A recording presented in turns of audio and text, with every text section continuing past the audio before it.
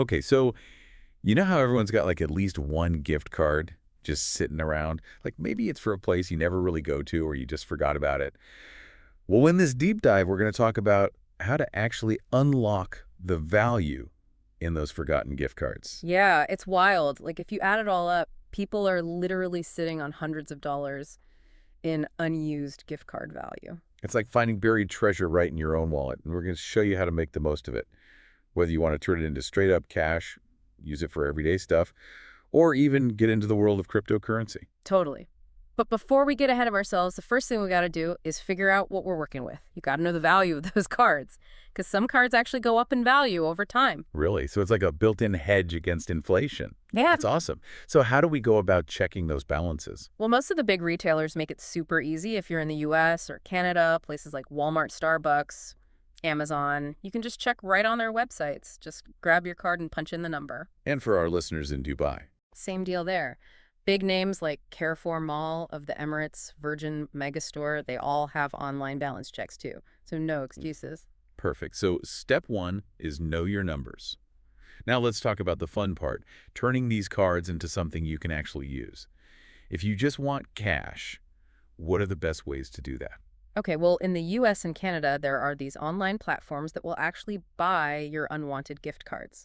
One of the most popular ones is called Card Cash, and they'll pay you through PayPal direct deposit or even a good old-fashioned check. That sounds pretty straightforward. Are there any fees involved? Most platforms will take like a percentage of the card's value, so you definitely want to shop around and compare the rates and payout options to find the best deal. Makes sense. What are some other platforms people should check out? There's Raise, but it's kind of different. It's more like a marketplace, so you set your own price and list your card for sale. Gives you a bit more control. Oh, so you could haggle a bit and maybe get a higher price? Any tips on how to make the most money on a platform like that? Absolutely. Doing your research can really pay off.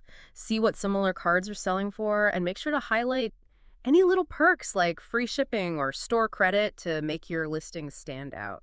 Those are some great tips. Are there any other platforms worth mentioning? Yeah, Gift Cash is another good one. They're known for offering some pretty competitive payouts, especially for popular brands like Amazon or Visa. Awesome. So plenty of options for our North American listeners. What about in Dubai? Is it a different story there? It is a bit different. You won't find as many of those dedicated resale websites, but people in Dubai are resourceful. They've found other ways to turn those cards into cash. Okay, I'm intrigued. What are some of the go-to methods in Dubai? Well, there's Dubizzle, which is like a big online classifieds platform. People use it for all sorts of things, including selling gift cards. So it's more direct buyer to seller. What about other options? You can also find dedicated groups on Facebook Marketplace and Telegram where people buy and sell gift cards. And if you prefer something more traditional, some exchange centers in Dubai will actually convert popular brand gift cards into cash. No way, really. Which exchange centers do that? UAE Exchange is one I know of. They'll assess the card's value and give you cash right there, minus a commission fee, of course. Good to know. So even though it's a bit different in Dubai, there are still plenty of ways to cash in on those unused gift cards. Exactly. There's always a way to unlock that value. And, for folks who are into cryptocurrency, there are even more options to explore. Okay, now that's where things get really interesting. Tell me more about how gift cards can be used for crypto. Right. So in the US and Canada, platforms like Paxful and Butrafil have become really popular for trading gift cards for Bitcoin and other cryptocurrencies. I've heard of those, but I never really thought about using them with gift cards. How does that even work? Paxful is peer-to-peer, so you're dealing directly with other users who are looking to buy gift cards using Bitcoin. Just remember, with any peer-to-peer platform, you got to be careful about security. Make sure you're interacting with reputable users and always follow the platform's guidelines to protect yourself. Good point. Security first. What about Biterfill? What makes that one stand out? Binder feels cool because you can use gift cards to buy Bitcoin and a bunch of other cryptocurrencies. Plus, they offer other services like mobile phone top-ups and online subscriptions, all payable with gift cards. So it's like a one-stop shop for gift card spending in the digital world. Exactly. And in Dubai, where cryptocurrency is already pretty popular, using gift cards for crypto is even more common. Yeah, that makes sense. What are the go-to platforms over there? Binance P2P, which is a peer-to-peer trading platform within the Binance ecosystem, is pretty big in Dubai.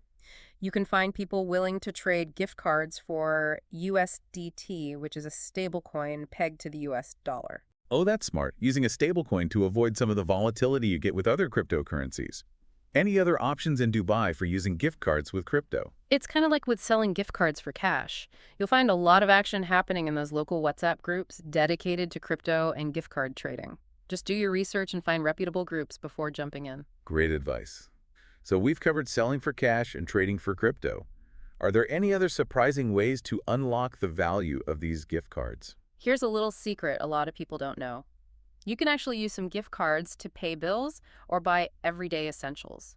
Wait, really? I thought they were only good for purchases at that specific store. That's what most people think. But for example, in the US and Canada, you can use Walmart gift cards for stuff like groceries, gas, even pharmacy items. It's like having a multi-purpose spending tool. Wow, that's way more practical than I realized. What about in Dubai? Any similar options there? Carrefour gift cards in Dubai are like that too.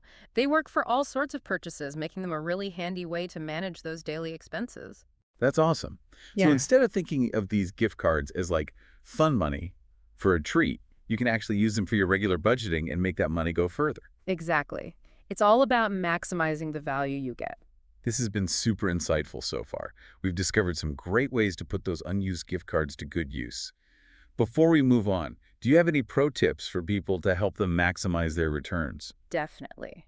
Think about the timing. Try to sell or trade your cards during those peak seasons like Christmas, New Year, back to school. Demand is higher then, so you might get a better price. It's all about supply and demand, right? Any other tips? Think about selling in bulk.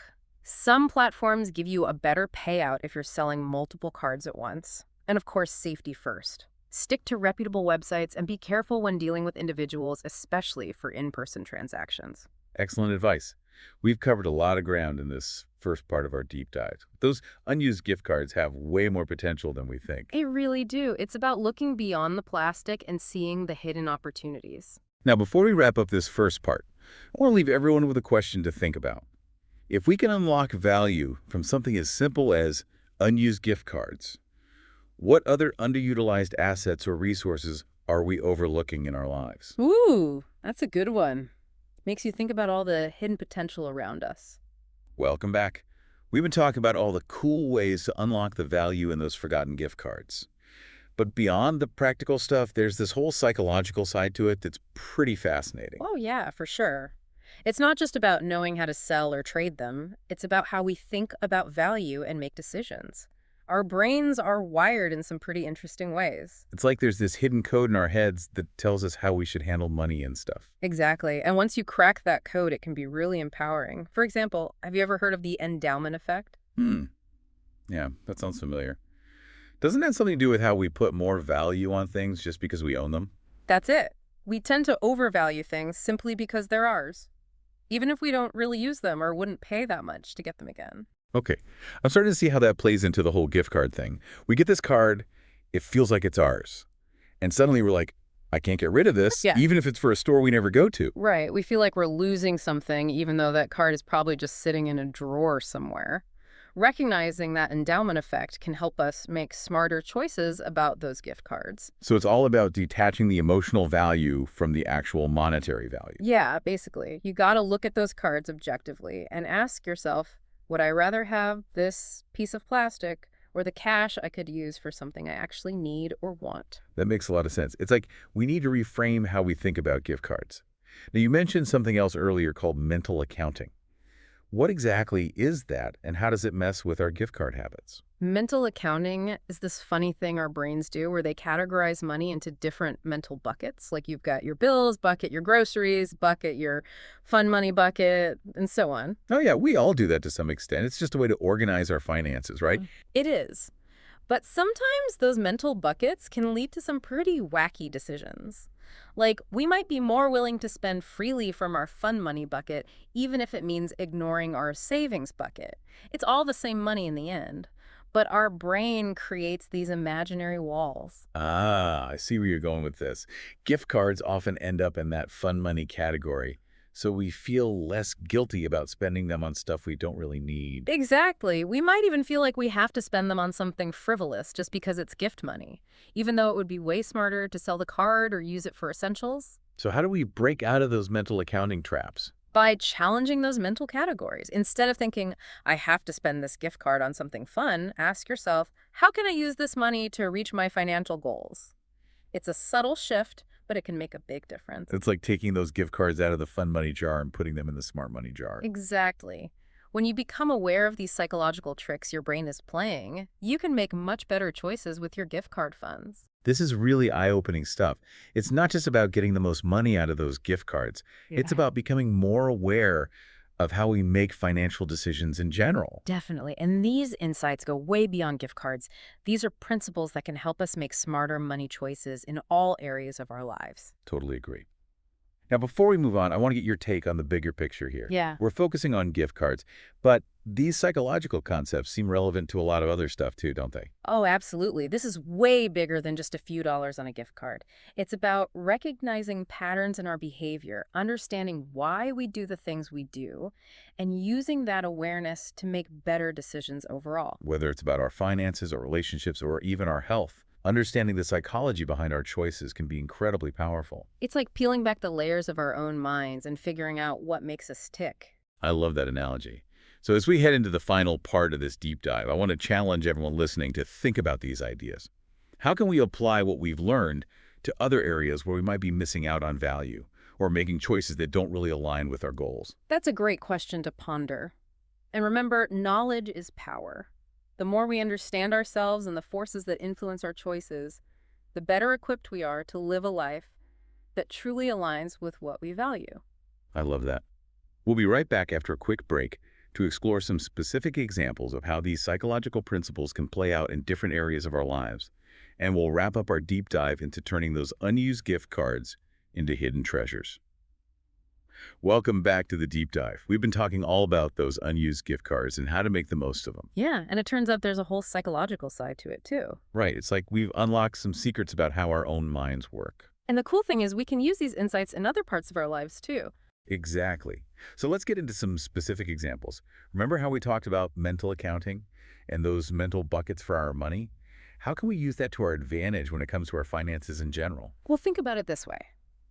Let's say you're trying to save up for an emergency fund, right?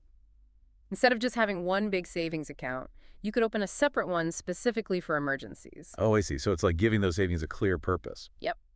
By separating the money mentally, you're less likely to spend it on random stuff or things you don't really need. It's like building a little wall in your mind to protect those funds. That's a great idea.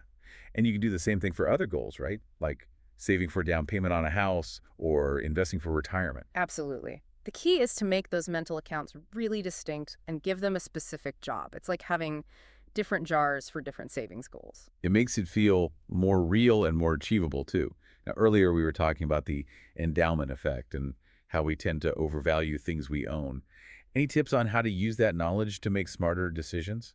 Well, think about decluttering your house. It's hard to get rid of stuff, right? Oh, yeah. Especially things with sentimental value. Exactly. We hang on to things because of the memories attached to them, even if we don't use them anymore. But the endowment effect makes us see those things as more valuable than they really are. So how do we get past that? By being honest with ourselves, ask yourself, does this thing actually add value to my life right now? If not, maybe it's time to let it go. It's like focusing on what's important in the present instead of clinging to the past. Now I'm curious how these principles might help with, like, personal growth and achieving goals in other areas. It's all about breaking down those big, overwhelming goals into smaller, manageable steps. Kind of like how we talk about using those gift cards for everyday stuff instead of one big purchase. Exactly. Instead of getting intimidated by the whole elephant, you just got to focus on taking one bite at a time. And don't forget to celebrate those little wins along the way. It keeps you motivated. So it's about shifting our perspective and finding those little wins. Right. And paying attention to our self-talk, too. Instead of beating ourselves up about what we haven't done yet, we got to focus on the progress we've made and give ourselves some credit. It's about being our own cheerleaders. This has been such an eye-opening conversation. I never would have guessed that talking about gift cards could lead to all these insights about how we think and make decisions. It's amazing what you discover when you start digging a little deeper, right? Totally. It's a reminder that knowledge is power. And the more we understand ourselves, the better equipped we are to create the lives we want. Couldn't have said it better myself. Thank you so much for joining us on this deep dive. We hope you've learned a thing or two and maybe even discovered some hidden treasures in your own life. Until next time, keep exploring, keep asking questions, and keep striving for a life that's full of awareness and purpose.